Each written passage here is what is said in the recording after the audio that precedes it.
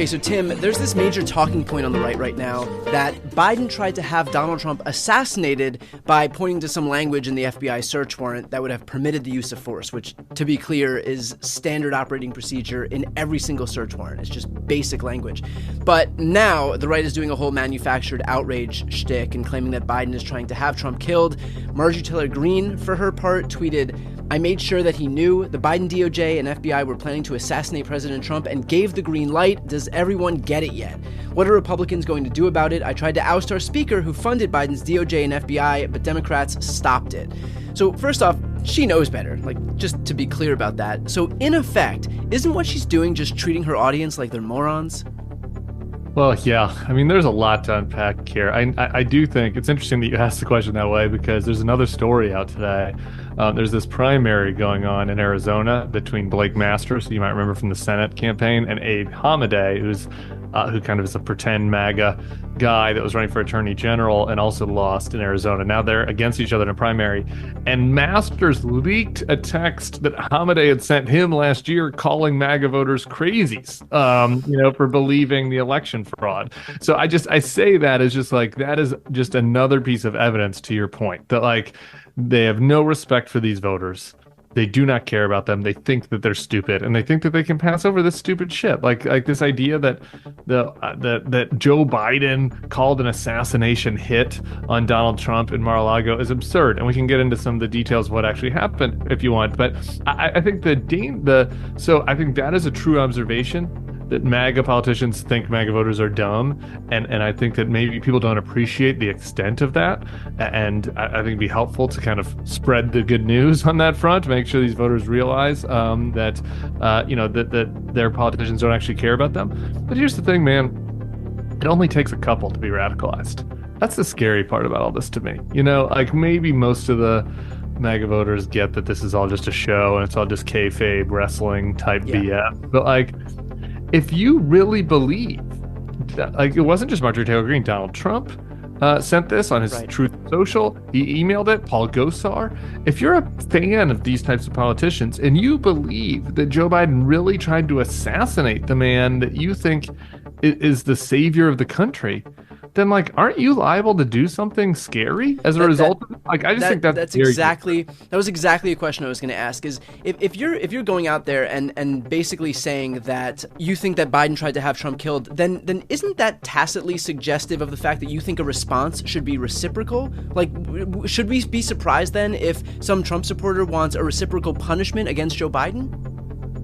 No, I don't think so. And I was saying this a lot before January 6th. And I should give credit to some of my Bulwark colleagues because some of them were actually more alarmed than I was even during the Stop the Steal period between the election and January 6th. But all of us during that period were saying guys, something bad is going to happen. Like just put yourself in the mindset of a person who genuinely believes that the election was stolen from them by nefarious forces and that everything that they hold dear is in threat because these outside forces robbed them of what they, of what was rightfully theirs. Donald Trump winning. Like, it's not illogical. I'm not saying that people should go to it. I'm just saying it's not illogical to think that some people would take the next leap and saying, we got to take our country back with force. We got to take our country back with strength, as Donald Trump said in that rally on the Mall.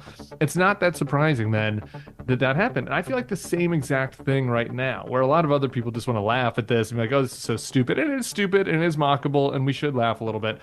But the serious side of this is like, man, if you really believe that Joe Biden's trying to assassinate Trump, well then, like, is it not illogical to think that you might need to do something, that you might need to take matters into your own hands? I don't know. I don't, crazy people, you can't always rationalize with logic, but I think it's a very dangerous game, and these guys are playing with fire, and they kind of know it. Right. They know it because it would be one thing if this was a pre-January 6th world, but it's not. We've already seen what happens when we have these either implicit or explicit calls to violence. People act on it. And they've just acted on it within the last few years. And it almost leads me to believe that, like, far from it being some low-key byproduct of what they're calling for, that this is actually the end goal of this, is that there's going to come a point where there's not enough people who want to sign up for their agenda. There's not enough people who support these restrictive abortion bans and who support, the tax cuts to billionaires and the whole agenda. And so the only option left is going to be using political violence at the hands of this very small, dwindling minority of MAGA voters to get what they want.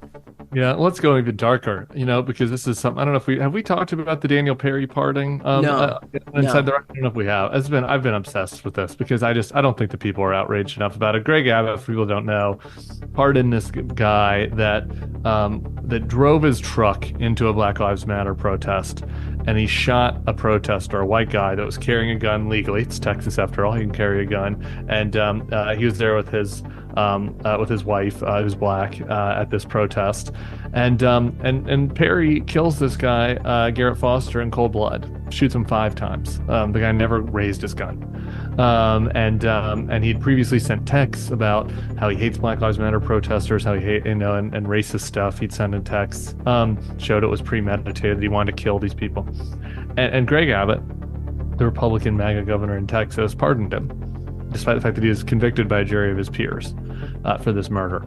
And that is sickening on the merits, but just to kind of tie all this stuff together, right? It's like, if you're a MAGA right-wing ideologue and you think, I can go do violence and they will pardon me. Greg Abbott has already showed that he will. Donald Trump has said he'd pardon the January 6th protesters. Basically become a litmus test for any of these VP candidates. Yep. Then what they're doing is creating this environment where, like, you have carte blanche to commit domestic violence. Like, they're giving you the kindling and lighting the kindling, with all these insane talk about assassinations and all this other stuff. And then they're saying, okay, well, if you go out and do something, then we'll pardon you on the back end. They're creating an extremely dangerous environment. They're playing with fire. It is really gross and dark. And I do think that, like, those stories, even though the Abbott one is frankly much more serious and real world, and this Trump, Joe Biden tried to assassinate me is kind of nonsense, and text, social media world, like they tie together, because if you just think about the mindset of the MAGA voter, I think it's creating a very dangerous world. Yeah, I think that's exactly right. And to your point, you have been like super outspoken in this when pretty much the rest of the media has allowed it to come and go, with barely a whimper. Tim, what is your message to Marjorie Taylor Greene's audience that they're being fed such blatant disinformation like this? If you could reach those people, I think both of us aren't exactly hitting that demo, but if you could reach a few of those people, based on some of this information that we've seen today, what would you say to them? Yeah. Look, I'd say she's not trying to help you. She doesn't actually care about you. This is all a farce. I would try to appeal to the law enforcement sympathies of this group, right? I mean, like this is the other thing. Like MAGA tries to do this. Oh, the deep state is the deep state, and they're out to get you. And they're these federal officials. They're like government workers. They're not like cops. Like cops are our friends. Government workers are our enemies. But it's like, no, man. The FBI workers that raided Mar-a-Lago are the same people that target jihadists that are in America. The same people that target sex criminals that are in America. Right. Same people that go out there and find the fentanyl dealers. Like these are real law enforcement officers that are doing real work, that are serious, that are trying to protect Americans, that are trying to protect conservatives and MAGA Americans, that they're not biased, And if you consider yourself somebody that is pro law enforcement, on the side of law enforcement, then you should be fucking sickened by somebody like Marjorie Taylor Greene trying to target these people that put their lives at risk for the country for just this political nonsense, like this totally fabricated, lies, in order to make money. That's swampy behavior. That's typical politician behavior. Trying to make her seem like a typical politician, going against people that are doing good work. Is that going to break through with everybody? No, I don't know. I don't think so. But I think potentially with some people, you could find that could resonate. I think if somebody told as blatant a lie as that on the left, they would receive universal condemnation, because actually somebody lying on your own side hurts your whole movement, right? So why do you think she's able to get away with this?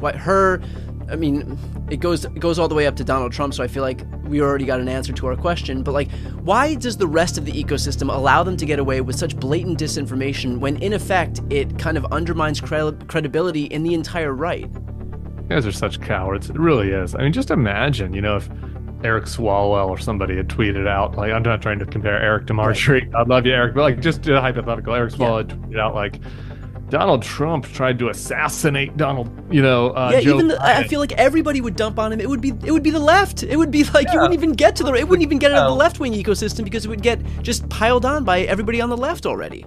Yeah, I know, exactly. And there's this accountability that is happening within the left. That used to happen on the right. It's not like the right was ever perfect, but it used to be that. And now they are all so scared. They're all so scared of their own voters, and they're so scared of Donald Trump, and they all kind of don't know like what's gonna blow back on them. They're very uneasy. Like most of these people aren't natural MAGAs. It goes back to that very first question, right? Like they have disdain for MAGA voters. They're doing a performance, and so they're like, oh man, if I criticize Marjorie, are these voters gonna get mad at me? Is Donald Trump gonna send out a bleat making fun of me? Then am I gonna lose my primary? It's just because they're all scared, and that's what drives a lot of their actions, really. I mean, you look at somebody like Elise Stefanik, who is just she had a terrible moment this past weekend where she was called out on her basically her independent bona fides when she first came into Congress, and how she actually stood up and pushed back on a lot of the things that Donald Trump said, even the Access Hollywood tape, some of the more egregious things that Donald Trump did. I mean, you don't need to be like a soldier who stormed the beach at Normandy to have the courage to just say that Donald Trump's, what he said during the Access Hollywood situation was bad, right? And even that stuff, she just wouldn't own up to any of it. She just has to be like full, absolute sycophant. And that's basically the way things seem to be going. Yeah. Well, at least it's, just the prime case of this. Right.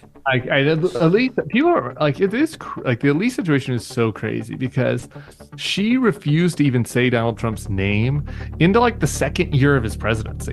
She was like, and she was like me. She was like, she wasn't speaking out, but her private views about Donald Trump were like indistinguishable from mine. Yeah.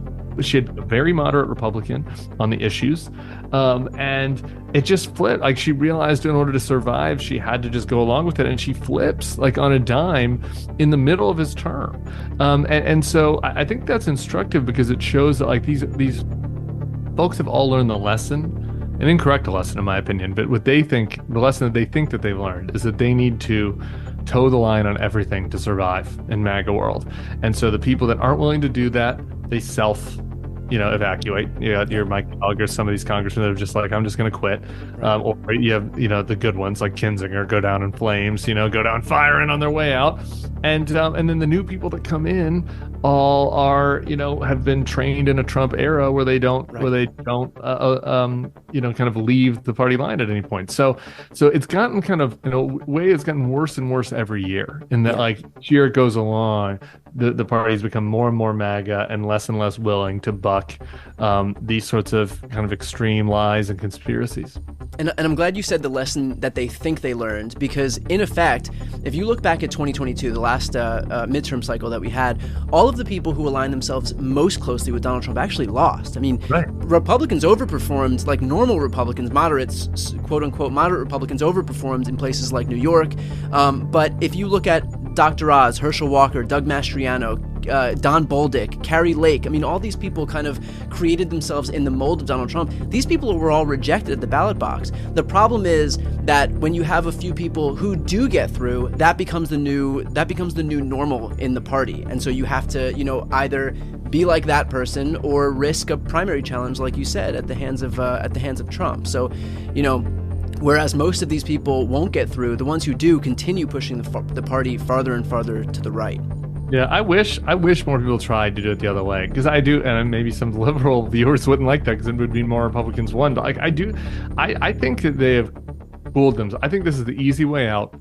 It's the path of least resistance. If you just go along to get along, then whatever. I'm not gonna have to deal with Trump's bleats. I'm not gonna have to deal with MAGA people yelling at me when I'm at the grocery store or at the airport, like Lindsey Graham did. And so now I just go along to get along. But I do think that there's evidence, if you just look at the elections, that Republicans who did distance themselves from the craziest stuff did better. Yeah. And it's the problem is they don't even have enough strategy to recognize that, to get themselves out of a primary. And so what you're left with is these like true believers, or people who pretend to be true believers, but you have the Carrie Lakes of the world.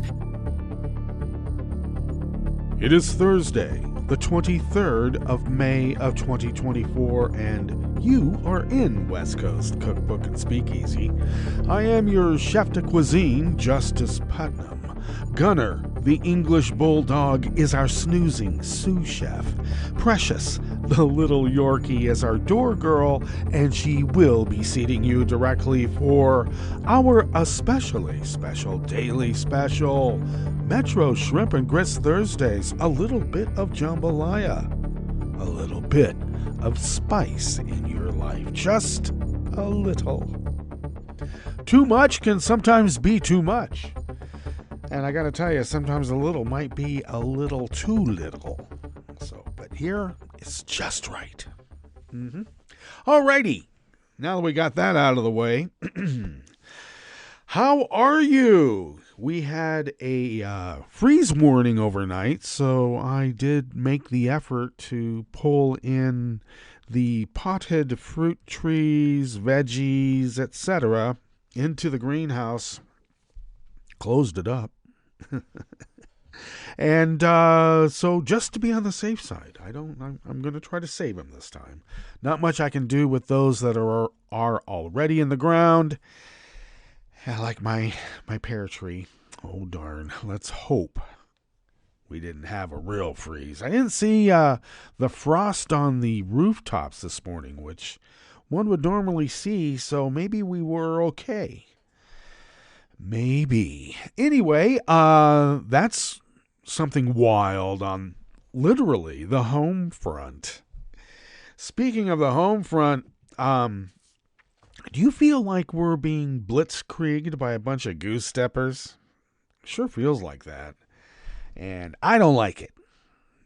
And I'm sure there's lots more that don't like it either, except if it's never reported, is it really happening? Damn right it is. Yeah. I never thought that we would actually be like the maintenance guy that De Niro played in Brazil. The monkey wrencher. That's probably what we're going to have to do. My gosh. Okay. Well, on the other hand, maybe we can get them, and when I say them with a capital T, them, to, maybe consume one little wafer thin bit more. Just a little more. And then you know what happens if you've ever watched Brazil. I'm not going to explain it to you now because, hey, our purview is obscure associations, and the more obscure it is, well, I don't know. Anyway, why we went there? I'll tell you why. Because this is one dystopian hellhole. if you listen to certain types of news. People actually believe here in my little town, and I've mentioned this before, I'm going to harp on it some more, they believe that we are living under the aegis of 20% inflation. Well, at the same time, I don't know the disconnect. Or is there a disconnect? They're just so lizard-brained into believing that you just got to kick the liberal no matter what. So just tell people that you believe it's 20% inflation in spite of the facts, because they go out and then buy like a $140,000 Mercedes. Give me a break. The economy's doing really bad. You can afford almost, well, with accessories, it can go up to $200,000. Just saying, that's just the dealer's suggested price. Yeah. Manufacturer's suggested retail price. That's what it is. MLSR. P. Suggested. And then you go up from there. And then you make contact with the buyer. And then you hand them off to your manager. And then they hand them off to the credit manager. And the credit manager has to bring, the dealership owner down to talk to you. Yeah. Pay this on time and you can buy 3 or 4 cars with the amount. If you just paid us cash right now, you're getting such a good deal. I am? Here, let me sign. I want to be able to buy the equivalent of 3 or 4 more cars for this one right here. Yeah, well, you pay cash, you don't establish credit, do you? Kind of a little scam they got there. Almost like it's run by the mob. Remember when usury rates were anything over like 6%? 12% was considered only interest that the mob could get away with. Now it's like, 28% after the first month? They get you in with mob rates to begin with, and then they jack it up 3 or 4 times again. It sounds like it and feels like that is, run by the mob. Always has been. Okay, well, that's my little conspiracy tinfoil hat, and I bet it's not really such tinfoil hat stuff. Well, what else is going on? Donald Trump is on the campaign trail. When is he not? It's the only way this guy can stay out of jail. It's the only reason he ran in 2016. There were 2 things that were motivating him to become president of the United States, so that you get all the protection in the world that you can imagine by being the president of the United States. One, going to jail, and the other one was having one of those convenient tragedies befall him, like befall everybody who gets on the wrong side of Vlad. I'll get it out. You don't want to get on the wrong side of Vlad, and he got on the wrong side of Vlad, no matter how much money he was laundering through his overpriced properties.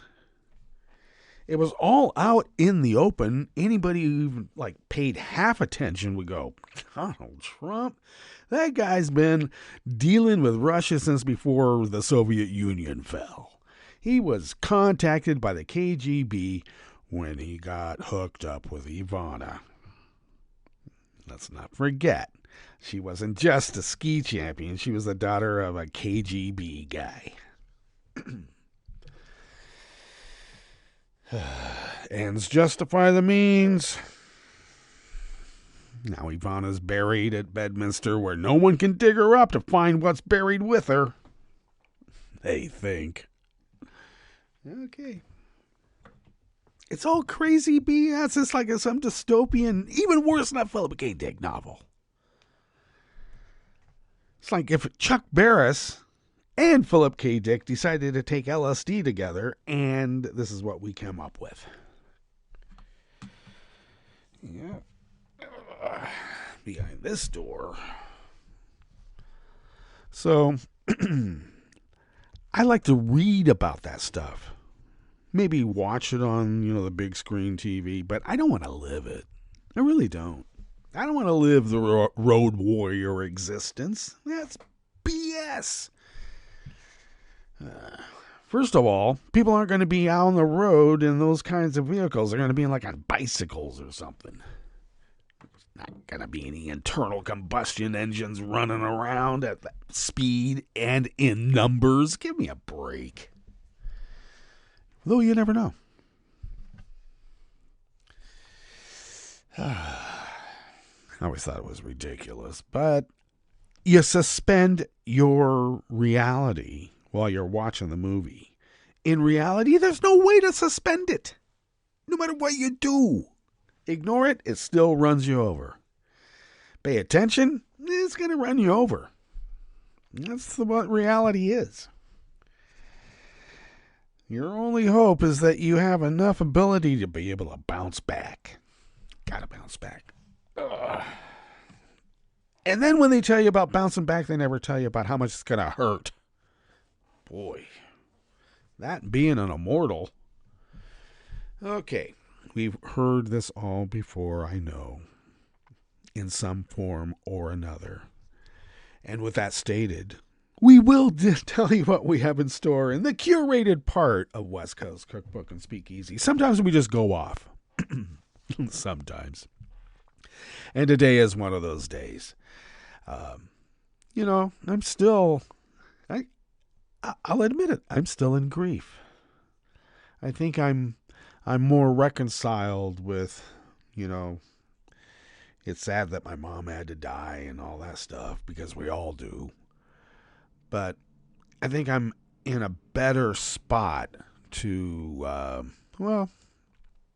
be able to envision laughter and fun rather than this crazy ass way of sometimes how we check out, Jeez. Oh well. What's the term in French? C'est la vie. Such is life. Damn right. Okay. I didn't mean to fall back into the moroseness, but I'm a confessor. Or am I confessor? Yeah, confessor. Oh boy. Anyway, what do we have in store for you here? At the top, yeah, that was Cohen, and what's this guy? What's the guy's name again? Tim something from the Southwest. Tim from the Southwest. Marjorie Taylor Greene is one piece of work. If you want to know my opinion. And she may not be the bomber. I always like to think that she is, but evidence is kind of showing that there's somebody else that's more of a rat fucker plumber type than Marjorie. But she is a piece of work. And she may actually have a challenge in her district. She may be sent packing back to how she started, and that was harassing the teenage survivors of school mass shootings. She'd find the survivors and then go up there and put a camera or camera phone and record her interaction with these kids who survived these horrendous events and called them fake crisis actors. Little kids, nice. Nice to send her packing. I feel sorry for the kids she's going to harass, but hey, what's on the rest of the menu? The bank accounts of tens of thousands of U.S. businesses and consumers have been frozen in the aftermath of the abrupt shutdown and bankruptcy of financial technology company Synapse. The buy now, pay later companies must adhere to credit card standards, and that's the feds that are saying that. And wind towers crumpled after an Iowa wind farm suffered a rare direct hit from a powerful twister. A tornado. Not the game. After the break, we move to the chef's table, where leaders around the Baltic Sea reacted warily. Where did I come up with that? To reports that Russia could revise the border of its territorial waters in the region. And I love how the leaders of the Baltic area or region heard about it on social media. Old Vlad didn't even bother to tell anybody else, oh, you know what? I've just decided to Sharpie my territory. And he did. And the British Prime Minister unexpectedly set a July 4th snap election as his Conservatives face their biggest challenge in a decade. All that and more on West Coast Cookbook and Speakeasy. Bon appetit.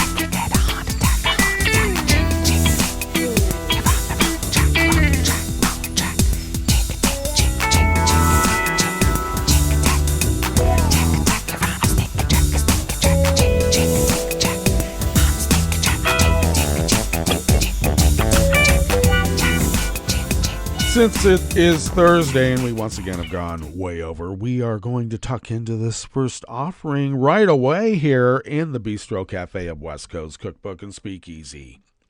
The bank accounts of tens of thousands of U.S. businesses and consumers have been frozen in the aftermath of the abrupt shutdown and bankruptcy of financial technology company Synapse, which acts as a middleman between financial technology companies and banks. And Ken Sweet of the Associated Press, by the way, brings us this offering. Continuing, Synapse filed for Chapter 11 bankruptcy protection in April and has shut down its services to some of its fintech or bank partners, including Evolve Bank and Trust, that has caused disruptions for customers of Synapse's partners, leading to accounts being frozen or showing funds not existing at all. This is the problem when you go into an uncredited bank or unaccredited. Synapse's shutdown has, quote, needlessly jeopardized end users by hindering our ability to verify transactions, confirm end user balances, and comply with applicable law, said Miami-based Evolve in a statement last week. Because Evolve is a bank and is required to comply with banking laws, it has to make sure all customer deposits are accounted for to the penny, which may take time. Evolve also stressed that despite customers' deposits being frozen, it is well capitalized. A source who was familiar with the size and scope of the number of accounts impacted at Evolve estimated the number of frozen accounts to be under 200,000. The person was not authorized to speak on the record. Yeah, I bet. Other banks or fintech companies that San Francisco-based Synapse partnered with included Tennessee-based Lineage Bank, as well as savings rewards company Yoda, a company that gives prizes to customers who save money. Not anymore. Reddit message boards for Evolve, Synapse, and Yoda were full of customers complaining about being unable to access their funds. The scale of Synapse's disruptions could widen. Synapse, in court documents, estimates that before it filed for bankruptcy, it had roughly 100 customer relationships that exposed roughly 10 million Americans to their services. However, banking regulators believe that figure is extremely high, and the number of impacted Americans will probably be in the thousands, or maybe the tens of thousands. Doesn't that make you feel fine and safe? Synapse's creditors have been pushing in court to convert the bankruptcy to Chapter 7, which would liquidate the company. In court, representatives for Synapse's customers argued that liquidation could make the disruption to customers' funds even worse. Fintech companies, more often than not, are not banks themselves due to the high cost and paperwork necessary to create a new bank. Instead, these companies partner with banks, many of them smaller institutions with a minimal national profile, and use that bank as a place to store customer funds without having to be a bank themselves. Oh, you mean like a laundering operation.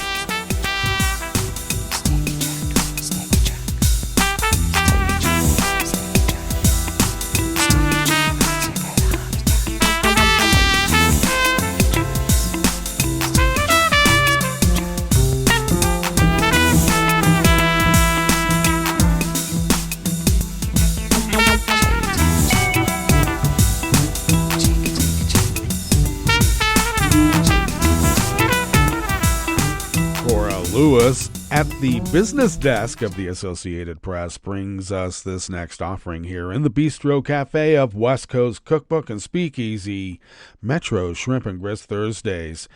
Buy now, pay later companies must provide consumers with the same legal rights and protections as credit card lenders do, the Consumer Financial Protection Bureau said yesterday, Wednesday, in a new rule. That includes the right to demand a refund and to dispute transactions. The agency began an inquiry into the short-term lending industry 2 years ago, and it issued the rule in response to ongoing consumer complaints, it said. The buy now, pay later loans are typically marketed as zero interest or low interest and allow consumers to spread out payments for purchases over several weeks or months.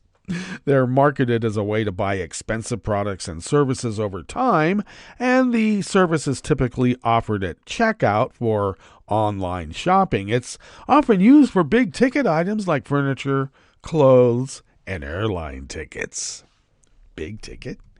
In a report, the CFPB found that more than 13% of buy now, pay later transactions involved a return or a dispute. And in 2021, people disputed or returned $1.8 billion in transactions at the 5 companies surveyed. Regardless of whether a shopper swipes a credit card or uses buy now, pay later, they are entitled to important consumer protections under long-standing laws and regulations already on the books, CFPB Director Rohit Chopra said in a statement. 2 major buy now, pay later players, Affirm and Klarna, say they welcome the regulation. We are encouraged that the CFPB is promoting consistent industry standards, many of which already reflect how Affirm operates, to provide greater choice and transparency for consumers, a company spokesperson said in a statement. Affirm currently offers dispute and error resolution assistance, the spokesman added. Or is it a spokesperson? Well, the spokesperson for Klarna said the company also already investigates consumer disputes and covers related refunds. While some in the industry have voluntarily chosen to operate at the standard now mandated by the CFPB's new rule, there remain significant differences between credit card lending and buy now, pay later loans. For instance, buy now, pay later lenders do not all report their loans to the 3 major credit bureaus. Some analysts have said this can lead consumers to overextend themselves or take on more debt than they can manage or afford. And what's even, I think, more insidious, you pay back the loan and you don't get credit.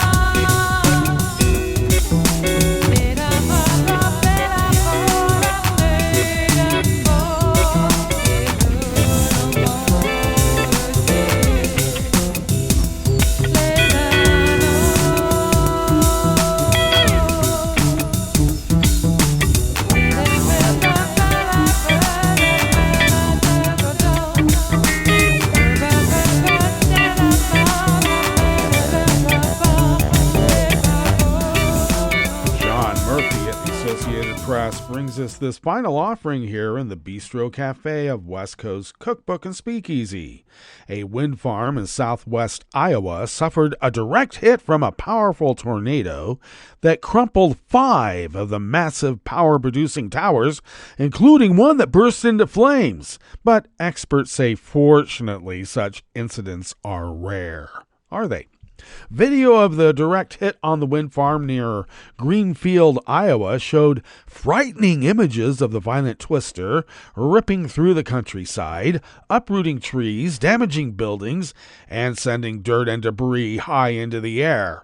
Several of the turbines at Mid-American Energy Company's Orient Wind Farm recorded wind speeds of more than 100 miles per hour as the tornadoes approached just before the turbines were destroyed, the company said in a statement. This was an unprecedented impact on our wind fleet, and we have operated wind farms since 2004, Mid-American said. While there have been isolated incidents of tornadoes or hurricanes damaging wind turbines, fortunately, such occurrences are extremely rare, said Jason Ryan, a spokesperson for the American Clean Power Association. Although requirements vary from state to state about how far turbines must be located from other structures, Ryan said the giant turbines are not placed directly next to homes or other occupied structures. Well, that's a nice thing to know. And that also takes us to our break. So when we get back from that break, we will go through weather from around the world, and we will finish up with the stories that we've curated for you today. You are listening to West Coast Cookbook and Speakeasy, and we will be right back. You are listening to netrootsradio.com. Please hang up and try again.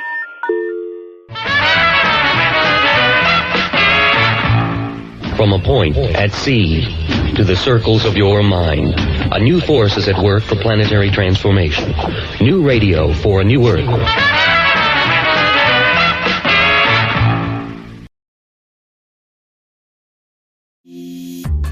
This program is presented by the Centers for Disease Control and Prevention.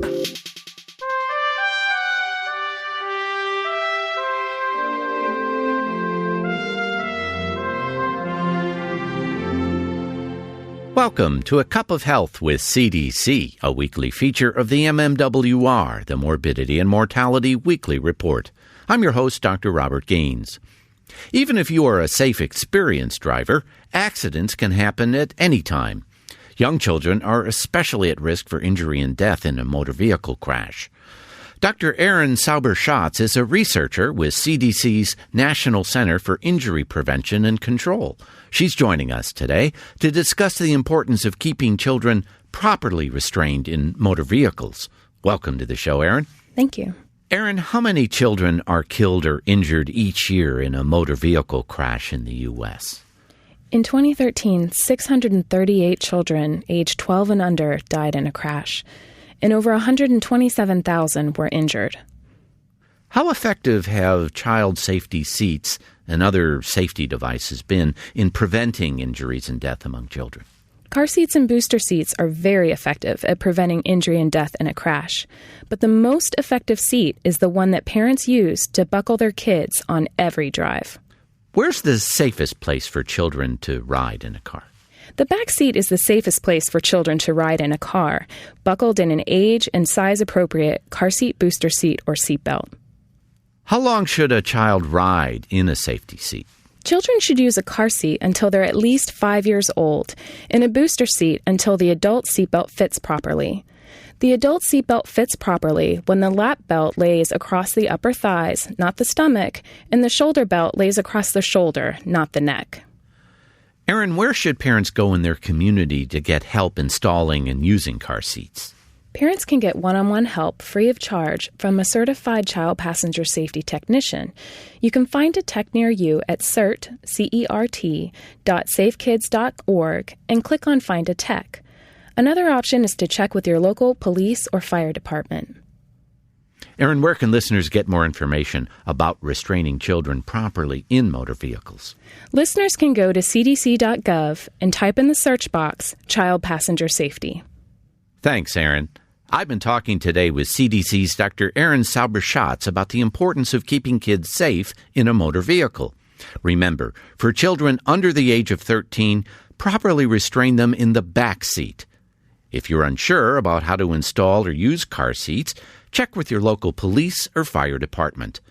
Until next time, be well. This is Dr. Robert Gaines for A Cup of Health with CDC. For the most accurate health information, visit cdc.gov or call 1-800-CDC-INFO.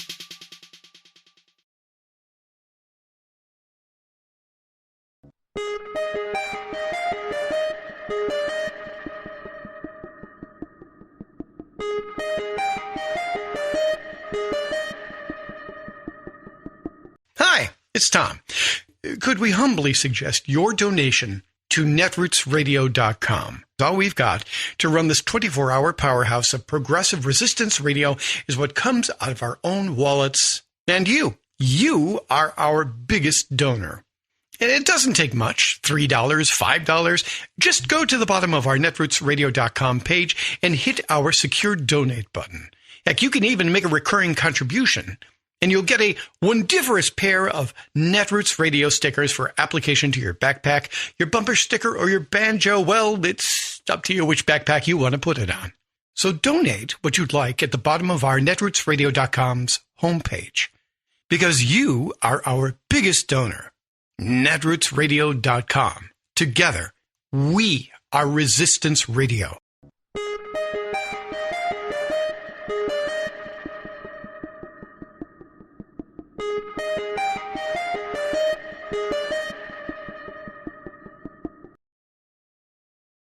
You're listening to the American Democracy Minute, keeping your government by and for the people.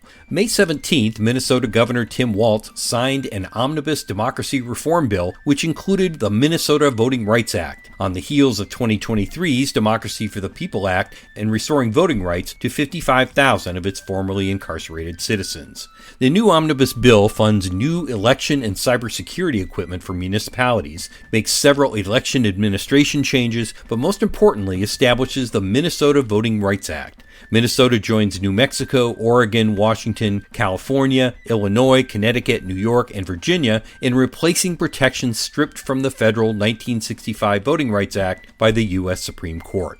Among the Minnesota VRA provisions are prohibiting voter discrimination on the basis of race, color, or language, protecting voters from disinformation, giving private citizens the right to bring voting rights court actions, expanding on-campus polling places for students, ensuring Native American citizens can register and vote unhindered, and helping the unhoused to register. This follows 2023's Democracy for the People Act, establishing automatic voter registration, creating a standing mail-in voting list, pre-registering 16 and 17-year-olds, and requiring more disclosure of political advertising funders. Governor Tim Walz said in a statement, "Democracy thrives when everyone's voice is heard." We have more at AmericanDemocracyMinute.org. I'm Brian Beal.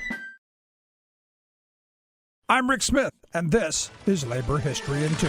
On this day in labor history, the year was 1934. That was the day the Lucas County Sheriff ordered an attack on thousands of electric Autolite strikers and unemployed league supporters, touching off the 6-day Battle of Toledo. The Toledo Autolite strike was one of 3 historic strikes of 1934 that turned the tide favorably toward industrial organizing. The Autolite Company had granted a wage increase, but reneged on promises of a first contract that included seniority rights, a closed shop, and more. Workers walked off the job in mid-April. As the strike was about to collapse, unemployed league forces, organized by A.G. Musty's American Workers' Party, joined picket lines in support. When legal wrangling failed to subdue the strike, scabs and deputized specials were amassed. And on this day, the picket lines grew to as many as 10,000. Deputies began arresting strike leaders and attacking picketers with fire hoses, tear, and vomit gas. Historian Brian Palmer describes the scene this way. Angry workers laid siege to the factory, 1,500 strikebreakers were imprisoned. The scene was one of almost medieval tumult. Windows were smashed with stones and bricks, many of them launched from giant slingshots improvised from rubber inner tubes. When every window in the factory had been smashed, one striker shouted, "Now you have your open shop." The next day, 900 Ohio National Guardsmen arrived on the scene. Women jeered the landing of the Marines, while soapboxers, many of them veterans, sporting First World War medals, offered impromptu lectures on how the troops were breaking the strike. The strikers' ranks faced a hail of Guardsmen bullets, which left 2 dead and scores wounded. The battle raged on until the end of May, when it was clear a general strike was imminent. Labor History in 2 brought to you by the Illinois Labor History Society and The Rick Smith Show.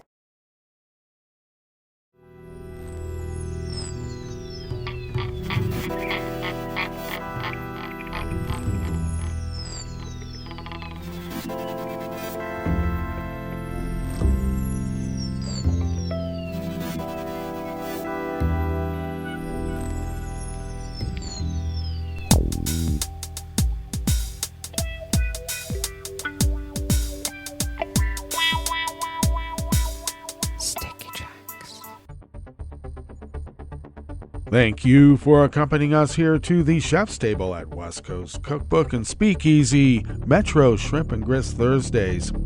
We always begin weather from around the world along the banks of the Rogue River in the Rogue River Valley of Southern Oregon on the west coast of the continental United States of America, where it is currently 46 degrees Fahrenheit. I think it's actually a tad warmer than that right outside the door here. But the forecast is to be considerably warmer than what we had yesterday, looking to be around the upper 70s, low 80s. And here at the mothership, it's probably going to be that higher number. Plentiful sunshine with winds out of the north-northwest at 5 to 10 miles per hour. A few passing clouds overnight with lows in the upper 40s. Winds out of the west-northwest at 5 to 10 miles per hour. Then mostly cloudy tomorrow with a slight chance of a rain shower. Highs in the low 70s. Winds out of the west-northwest at 5 to 10 miles per hour. Well, it is a typical Oregon weather pattern in May, so at least that's what it used to be back in the day. Now, back in the day might be back in the day now. Looks like it. Well, grass pollen is rated very high right outside the window here in Rogue River proper. The air quality index where the region is in the good range at 24 parts per million. And the daytime UV index is very high at level 8, so take care. Barometric pressure is falling at 30.17 inches. Visibility is up to 9 miles. And relative humidity is at 86%.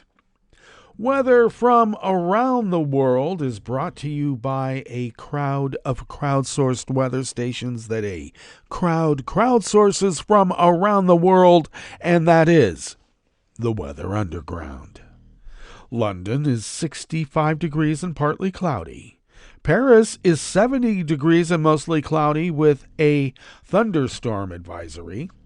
Rome is 76 and sunny. Kabul is 72 and partly cloudy. Hong Kong is 80 degrees and clear. Tokyo is 70 degrees and mostly cloudy. Melbourne, Victoria, Australia is 46 and partly cloudy. San Francisco, California is 58 and sunny. Chicago, Illinois is 74 degrees and fair, and New York, New York is 68 degrees Fahrenheit and cloudy. And that is weather from around the world, brought to you by a crowd of crowdsourced weather stations that a crowd crowdsources from around the world.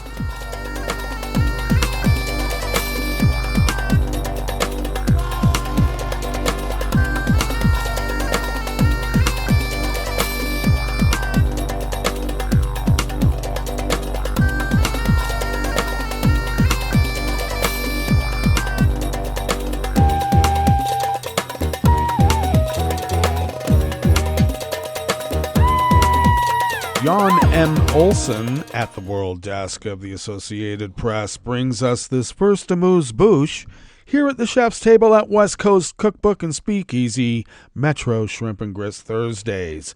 Leaders around the Baltic Sea reacted warily yesterday, Wednesday, to reports that Russia could revise the borders of its territorial waters in the region, with Lithuania's foreign minister calling it an obvious escalation that must be met with an appropriately firm response. In a draft proposal reported by some Russian media, Russia's defense ministry suggests updating the coordinates used to measure the strip of territorial waters off its mainland coast and that of its islands in the Baltic Sea. The existing coordinates were approved in 1985, the ministry says, adding they were based on small-scale nautical navigation maps and don't correspond to the modern geographical situation. You know, where a big old country like Russia can just decide to take over someone else's property. It wasn't immediately clear from the draft whether the proposed changes would shift the border or merely clarify it. Well, we know what they mean. Swedish Prime Minister Ulf Kristersson said Russia had signed a UN convention that regulates how to make such changes.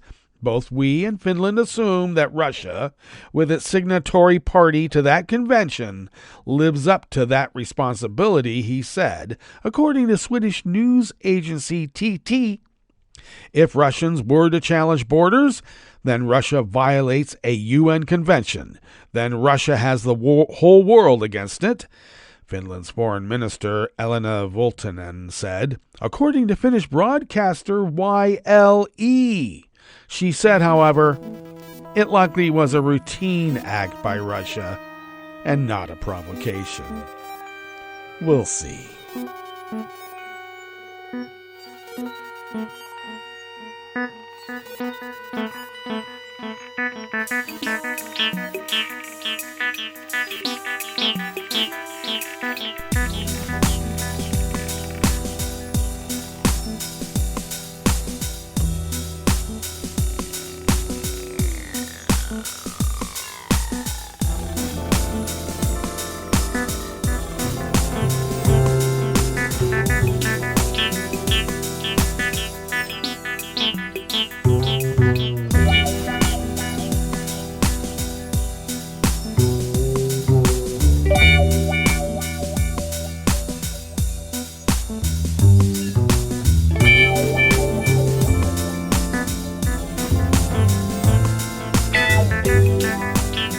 Danica Kirka at the World Desk of the Associated Press brings us this final amuse-bouche here at the Chef's Table at West Coast Cookbook and Speakeasy.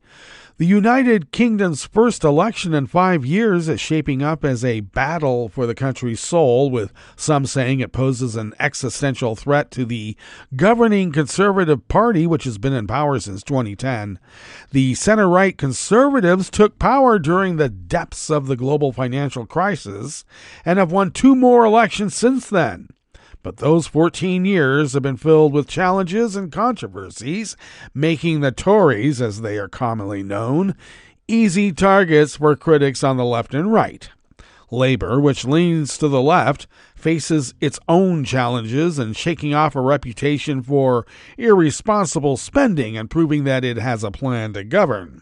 Both parties are being ripped apart by the conflict in the Middle East, with the Tories facing charges of Islamophobia and Labour struggling to distance itself from anti-Semitism that festered under former leader Jeremy Corbyn. Prime Minister Rishi Sunak set July 4th as the date for the election, months ahead of when it was expected. He had until December to call an election that could have happened as late as January 28th of 2025. The timing of the election is determined by the Prime Minister's calculation of the date most advantageous to the ruling Conservatives. It had been expected in the autumn, when a number of economic factors were expected to have improved their chances, the Institutes for Government, a London-based think tank, had said. But favorable economic news yesterday, Wednesday, with inflation down to 2.3%, changed the narrative. We'll see how that shakes out. And that brings us to the end of our broadcast period for the day. But you do know Netroots Radio broadcasts on, and we will meet up here tomorrow for Blue Moon Spirits Fridays. So do stay tuned to Netroots Radio all day and all night for all the breaking news as it breaks. And we will meet up here tomorrow, right here in West Coast Cookbook and Speakeasy. Bon appetit.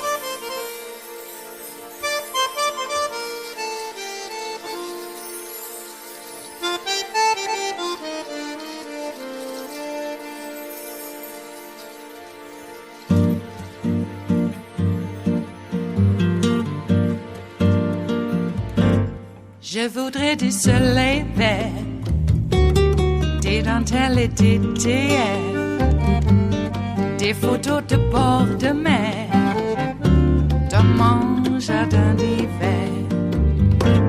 Je voudrais de la lumière, comme en Nouvelle-Angleterre.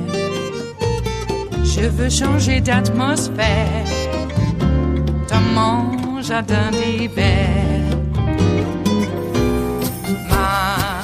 Ma fleur sous la pluie de novembre, tes mains qui courent, je n'en peux plus de t'attendre. Les années passent, qu'il est loin, là je tombe. Nul ne peut nous entendre. Je voudrais du Fred Astaire, revoir un latte Goer. Je voudrais toujours te plaire dans mon jardin d'hiver.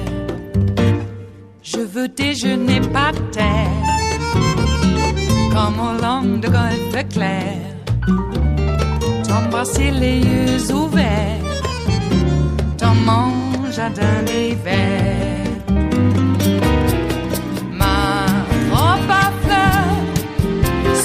Pluie de novembre, tes mains qui courent, je n'en peux plus de t'attendre. Les années passent, il est loin, là je tombe. Nul ne peut nous entendre. Ba-da-da-dum-di-da-dum. Ba-da-da-dum-di-da-dum. Ba-da-da-dum-di-da-dum. Dans mon jardin d'hiver. Ba-da-da-dum-di-da-dum. Ba-da-da-dum-di-da-dum. Ba-da-da-dum-di-da-dum. Dans mon jardin d'hiver. Dans mon jardin d'hiver. Dans mon jardin d'hiver.